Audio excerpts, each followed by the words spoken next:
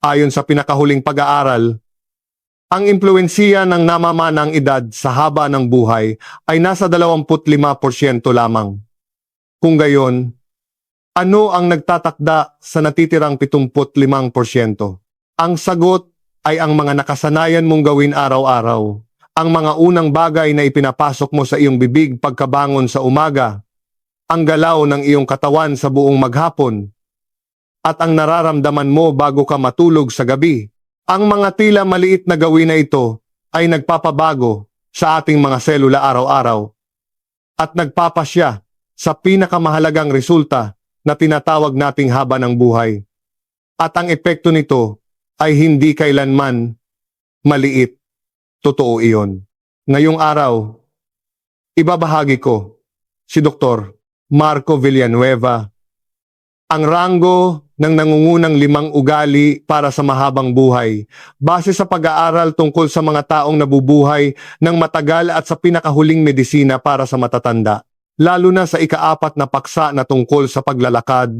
Inaakala ninyo siguro na ito ay isang kilalang paraan ng pangangalaga sa kalusugan, ngunit sa katotohanan, marami ang hindi tama ang pamamaraan. Ang basta-basta na paglalakad ay hindi lang nakakatulong, kundi nagdudulot pa ng panganib sa ilang pagkakataon. At sa pinakatuktok ng ranggo, may isang hindi inaasahang bagay na higit na nagpapasya sa haba ng buhay kaysa sa pagkain at ehersisyo. Wala itong gastos at maari mo nang simulan ngayon.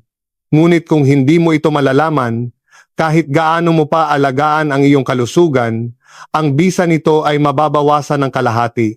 Sa pamamagitan ng video na ito, umaasa ako na hindi lang kayo mabubuhay ng matagal, kundi magkakaroon din kayo ng tiyak na nakagawian upang makalakad gamit ang inyong mga paa, makapag-isip gamit ang inyong sariling isipan, at makatawa hanggang sa huli. Simulan natin ang pagtalakay mula sa ika-5 ranggo. Sa channel na ito, para sa inyong mga edad na 65 pataas, ibabahagi namin ang mga praktikal na paraan upang mapataas ang haba ng buhay na may kalusugan at mga impormasyon na makakatulong sa inyong pang-araw-araw na pamumuhay. Upang hindi makaligtaan ang mga susunod pang pinakahuling impormasyon, inirerekomenda namin na isubscribe nyo ang channel ngayon din. Ang ika-5 ugali para sa mahabang buhay ay ang gawi sa pagkain. Ang pinakaubod nito ay ang pagkakaroon ng nakagawiang pagkain na hindi nagpaparumi sa bituka. Masyado ba kayong nakapokus sa kung ano lamang ang dapat kainin para sa kalusugan? Kapag narinig nyo na mabuti ang nato o ang isdang may asul na likod, iyon na lamang ang paulit-ulit ninyong kinakain. Siyempre, mabuti rin namang pagpipilian iyon. Subalit, kung susuriin ang kalagayan ng bituka ng mga taong nabubuhay ng matagal, mayroon silang isang karaniwang katangian, at iyon ay ang malakas na kakayahang magpalabas ng dumi. Habang tumatanda tayo, ang galaw ng bituka ay natural na bumabagal, nagdudulot ng paninigas ng dumi at pagbaba ng pagsipsip ng sustansya. Kapag marumi ang bituka, kahit anong mamahaling bitamina ang kainin mo, hindi ito masisipsip ng katawan at lalabas lang ito ng walang bisa. Ang mas nakakabahala ay ang mga naipong dumi sa bituka na nabubulok at nagiging lason, na umiikot sa buong katawan at nagpapabilis ng pagtanda ng mga ugat. Kung gayon, paano natin mapapanatiling malinis at matibay ang bituka nang hindi ito narurumihan? Ibabahagi ko ang 3 pinakamabisang sangkap na pampahaba ng buhay na madaling mabili sa mga palengke dito sa Pilipinas. Ang mga ito ay madaling maisama sa inyong pang-araw-araw na routine. Ang una ay ang soluble dietary fiber. Parang mahirap itong pakinggan, ngunit madaling sabihin na ito ay mga pagkaing malapot at madulas. Ang mga pagkain tulad ng seaweeds, oats, ay sumisipsip ng tubig sa loob ng bituka at nagiging parang gel na yumayakap sa mga naipong dumi at malinis na itinutulak palabas. Sa hapagkainan ng mga taong mahaba ang buhay, madalas hindi nawawala ang mga sabaw na may seaweeds at mga malalapot na ulam. Ang pangalawa ay ang kombinasyon ng mga fermented na pagkain, hindi lamang pagkain ng yogurt o natto, kundi pagsasabay ng iba't ibang fermented na pagkain. Halimbawa, paghahalo ng kimchi sa natto o pagdaragdag ng fermented na sangkap sa miso soup. Ang mga bakterya ay mayroong kanya-kanyang katugma at kapag mas maraming iba't ibang bakterya ang pumasok, mas nagiging masigla ang kapaligiran ng bituka na parang isang hardin na puno ng bulaklak. Ang pangatlo na kadalasang nakakaligtaan ay ang pagdagdag ng kaunting protina kapag tumatanda. Nagiging abala ang paghahanda ng karne o isda. Kaya ang iba ay sumasapat na lamang sa isang tasa ng kanin o tinapay at kape. Subalit, ang mga kalamnan na nagpapagalaw sa bituka ay gawa rin sa protina. Kapag kulang sa protina, numinipis at humihina ang pader ng bituka, isipin na maglagay ng protina na kasing laki ng iyong palad sa bawat pagkain. Ang isang itlog, kalahating bloke ng tofu o kalahating piraso ng tambakol ay sapat na. Sa pamamagitan lamang nito, ang bituka ay muling magsisimulang gumalaw ng masigla. Ang pinakaubod ng ikalimang ugali para sa mahabang buhay ay hindi ang paghahanap ng espesyal na pagkain, kundi ang ugali sa pagkain na nagpapalakas sa paglabas ng dumi upang mapanatiling malinis ang bituka. Susunod ay ang ikaapat na ugali para sa mahabang buhay. Ang bahaging ito ay maaaring nararamdaman na ninyo na mahalaga sa inyong pang-araw-araw na buhay. Ito ay ang gawi ng paglalakad araw-araw. Subalit, mayroong malaking bitag dito na madalas nakakaligtaan ng marami. Kapag ako ay naglalakad sa mga kalsada ng Quezon City, madalas kong makita ang mga nakatatanda na naglalakad ng mabilis at pilit na humihingal habang nakakunot ang noo. O kaya naman ay ang mga taong tumitingin sa kanilang pedometer at nagsasabing 5,000 hakbang pa lamang, kailangan kong tapusin ang 10,000 hakbang ngayon at pinipilit ang kanilang pagod na katawan. Gusto kong sabihin sa inyo ng malinaw, para sa malusog na pagtanda, hindi kailangang pilitin ang 10,000 hakbang araw-araw. Ayon sa pinakahuling pag-aaral, paglampas ng edad na 70, ang paglalakad ng 4,000 hanggang 7,000 hakbang ay sapat na upang makuha ang sapat na benepisyo sa kalusugan. Ang sobra-sobrang paglalakad ay nakakasira sa kasukasuan ng tuhod at balakang at nagpapataas pa ng panganib ng pagdami ng free radicals sa katawan na nagpapabilis ng pagtanda. Ang mga taong malusog na tumatanda ay hindi itinuturing ang paglalakad bilang ehersisyo, kundi tinatangkilik ito ng natural bilang bahagi ng buhay. Dito, may ituturo akong espesyal na paraan ng pag-iimpok na maaari ninyong gawin habang namamalengke. Hindi ito pag-iimpok ng pera, kundi pag-iimpok ng kalamnan. Ang paraan ay napakasimple lamang. Palawakin lamang ang inyong hakbang ng 5 sentimetro kumpara sa dati. Kapag naglalakad o namamalengke, subukang ihakbang ng mas malaki ang inyong mga paa. Isipin na ang sakong ng paa ang unang dumidiin at itinutulak ang katawan pasulong. Kapag lumaki ang hakbang, natural na matutuwid ang inyong likod at magagamit ang malalaking kalamnan sa likod ng hita at puwitan. Ang mga kalamnan na hindi masyadong nagagamit ay masisigla sa maliit na pagbabagong ito at mapapanatili ng maayos. Mayroon pang isang mahalagang punto. Ito ay ang pagdamdam sa panahon habang naglalakad. Subukang pansinin ang mga maliliit na bulaklak sa gilid ng daan. Ang sarap ng simoy ng hangin ngayon, ang linaw ng langit, at sa sandaling ginagamit ninyo ang inyong 5 pandama, iba't ibang bahagi ng inyong utak, ang nasisigla na nakakatulong upang mapanatili ang kakayahang mag-isip, ang paglalakad, nang nakayuko upang bilangin ang mga hakbang, at ang paglalakad habang nakatingala at tinatangkilik ang paligid, ay may lubos na magkaibang epekto sa katawan at isipan. Ngayon, tingnan natin ang mas mataas na ranggo. Ang ikatlong pinakamahalagang ugali ay ang ugali sa umaga. kung ang ugaling ito ay maayos na naitatag. Hindi lamang nito aayusin ang pakiramdam mo sa buong araw, kundi malaki rin ang epekto nito sa iyong pagtulog sa mahabang panahon. Ang ikatlong punto ay ang pag-inom ng isang basong mainit na tubig. Pagkabangon mo pa lamang sa umaga, kapag narinig nyo ito, maaaring tumango-tango kayo at isipin na tubig lamang iyon. Ngunit ang bisa ng isang basong mainit na tubig ay mas malalim at malawak pa kaysa sa karaniwang gamot sa sikmura. Habang tayo ay natutulog, tayo ay pawisan at nawawalan ng tubig, na umaabot sa halos isang basong tubig. Ang ating katawan pagkagising ay parang tuyong espongha na walang laman at ang dugo ay madaling lumapot. Ang dahilan kung bakit mas madalas mangyari ang atake sa puso o stroke sa oras ng umaga ay dahil dito. Kaya naman, mahalagang uminom ng mainit na tubig na malapit sa temperatura ng katawan at hindi malamig na tubig at inumin ito ng dahan-dahan.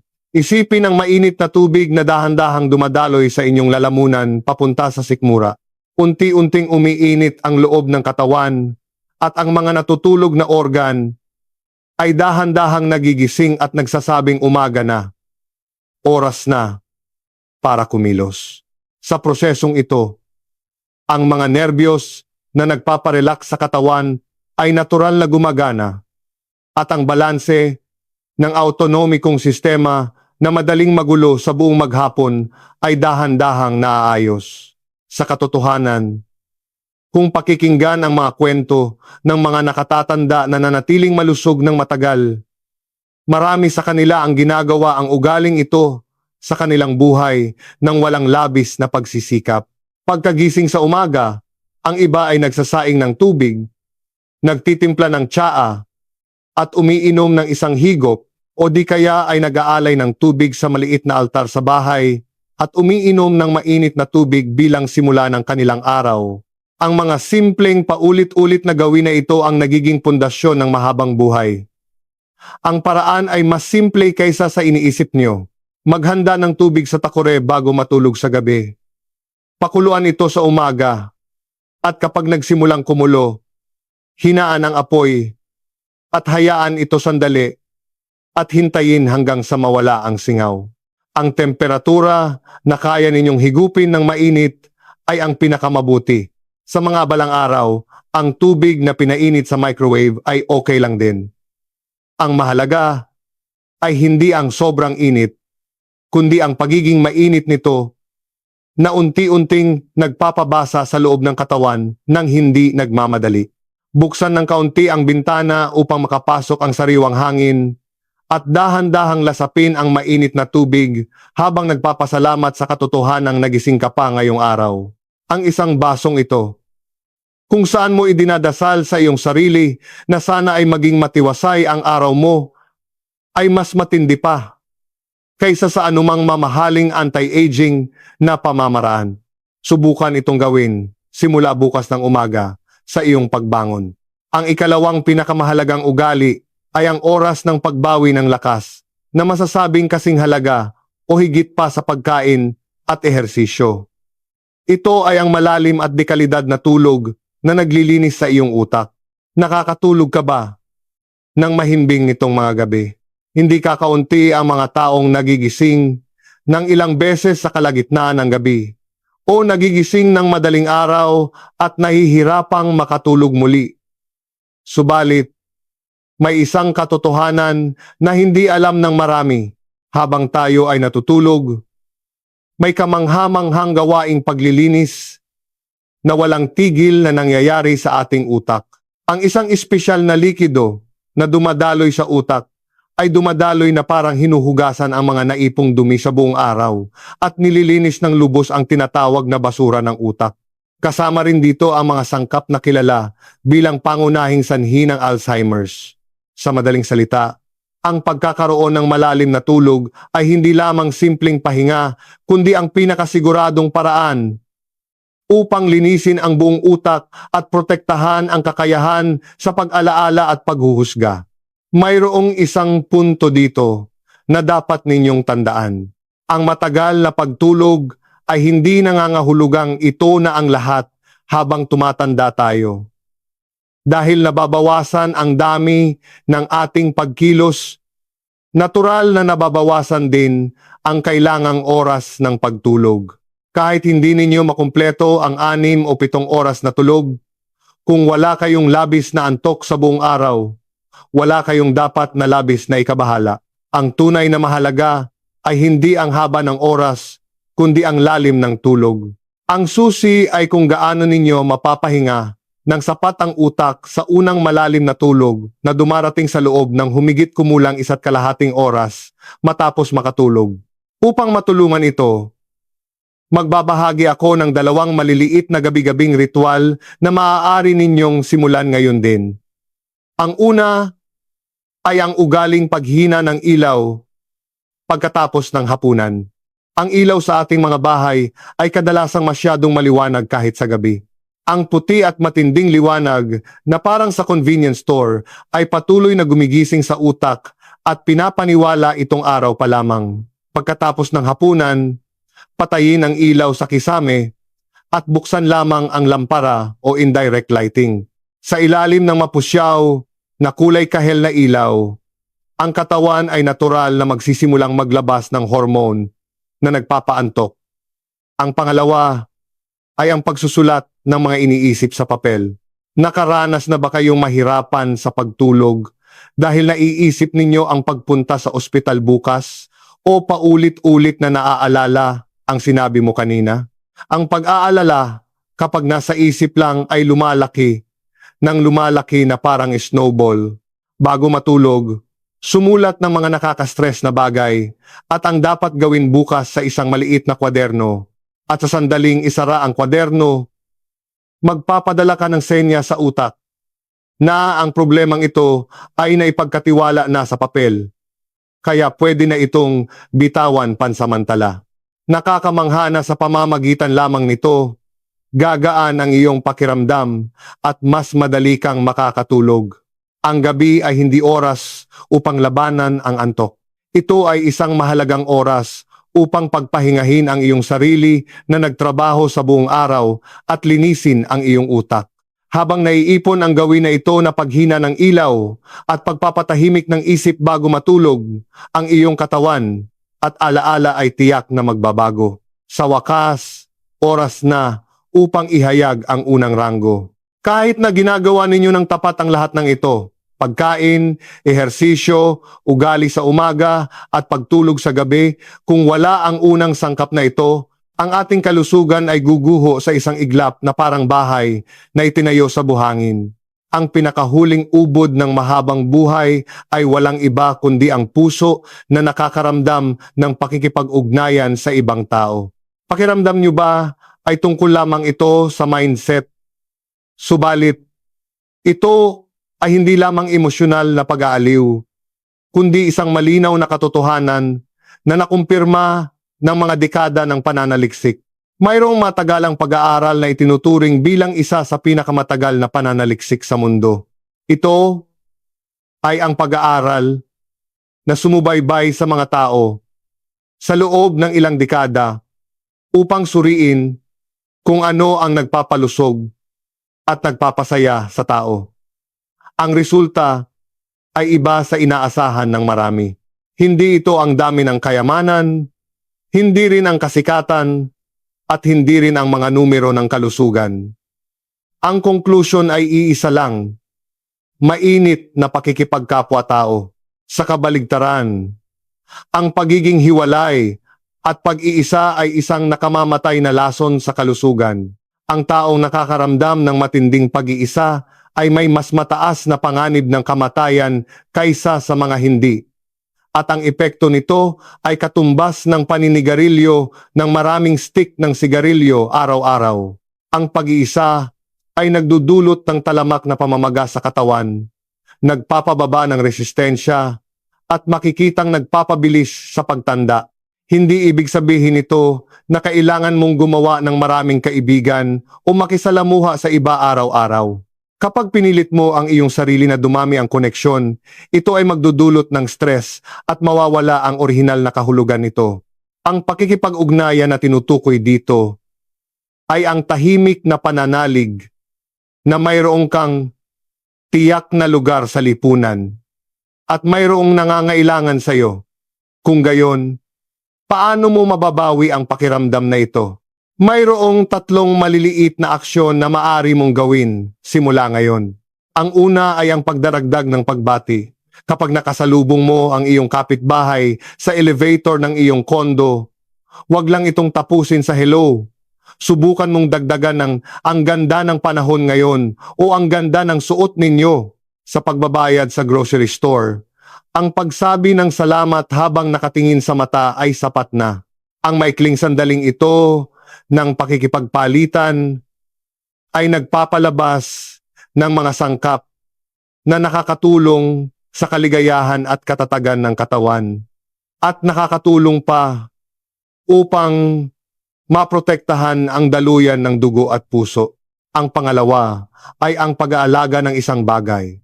Kapag ang pakikipagkita sa tao ay mabigat sa pakiramdam, ang pagdidilig lamang ng isang paso ay sapat na. Ang katotohanang mayroong nilalang na malalanta kapag hindi mo inalagaan. Ang pakiramdam na ikaw ay may ginagampanan ng papel ay muling nagpapagising ng kagustuhan sa buhay. Ang pang-araw-araw na pakikipagpalitan sa mga alagang hayop o halaman ay lumilikha ng tahimik ngunit malalim na pakikipag-ugnayan. At ang pangatlo, ang pinakamahalaga sa lahat, ay ang pakikitungo ng maayos sa iyong sarili. Ang pagkakatulad ng mga taong nabubuhay ng mahaba at malusog ay hindi nila kinasusuklaman ang kanilang sarili. Kahit masakit ang katawan, kinakausap nila ang kanilang sarili ng salamat sa katawan ko dahil nakayanan mo pa rin hanggang ngayon. Kahit may mga pagkakamali at pagsisisi, tinatanggap nila na bahagi iyon ng kanilang buhay. Ang mga taong nakapagsasalita ng mainit na mga salita sa kanilang sarili ay hindi kailanman nakakaramdam ng pag-iisa. Ang ugaling ito ng puso ay umaabot hanggang sa bawat selula ng katawan at nagiging pinakamalakas na lakas ng mahabang buhay na umaakay sa iyo patungo sa mas payapa at masayang mahabang panahon. Bago ako magtapos, gusto kong ibuod muli ang mga tinalakay natin. Ang ikalimang ugali sa mahabang buhay ay ang pagkakaroon ng gawi sa pagkain na hindi nagpaparumi sa bituka. Ang ikaapat ay ang paglalakad ng hindi nakatutok sa bilang ng hakbang, kundi sa pagpapalaki ng hakbang bilang bahagi ng buhay. Ang ikatlo ay ang ugali sa umaga na pag-inom ng mainit na tubig, pagkabangon upang ayusin ang autonomikong sistema. Ang ikalawa ay ang malalim na tulog na nagpapababa ng ilaw sa gabi upang linisin ang dumi ng utak. At ang pinakamahalaga ay ang puso na nakakaramdam ng pakikipag-ugnayan sa tao. Kapag tiningnan natin ito ng mahinahon, walang espesyal na makina o mahirap na teknolohiya o malaking gastos ang kailangan sa mga ito. Ang mga ito ay simpleng maliliit na gawi na alam na nating lahat ngunit ipinagpaliban dahil sa pagiging abala o dahil sa katamaran. Subalit, ang lakas na maipagpatuloy ang maliliit na pagpili na ito araw-araw ay mas malinaw na nagpapabago sa ating katawan at nagpapabago sa direksyon ng ating buhay kaysa sa anumang mamahaling gamot. Hindi mo na kailangang magplano ng enggrande simula bukas. Simulan mo sa dahan-dahang pag-inom ng mainit na tubig sa iyong paggising bukas ng umaga. O bago ka matulog ngayong gabi, humarap ka sa salamin at sabihin sa iyong sarili, salamat sa iyong pagsisikap ngayong araw. Kung naisip mo na kaya mo itong gawin at susubukan mong simulan bukas, mangyari po lamang na iwanan ang iyong saloobin sa comment section. Ang bawat isa sa inyong munting pangako ay nagiging lakas para sa iba. Sa mga susunod pang video, patuloy naming ibabahagi ang mga paraan ng pangangalaga sa katawan at pag-aalaga sa isipan upang mabuhay ng mas payapa at masaya ang buhay lampas sa edad na 65. Inaasahan ko po na muli kayong makita sa susunod nating video na may malusog na pangangatawan.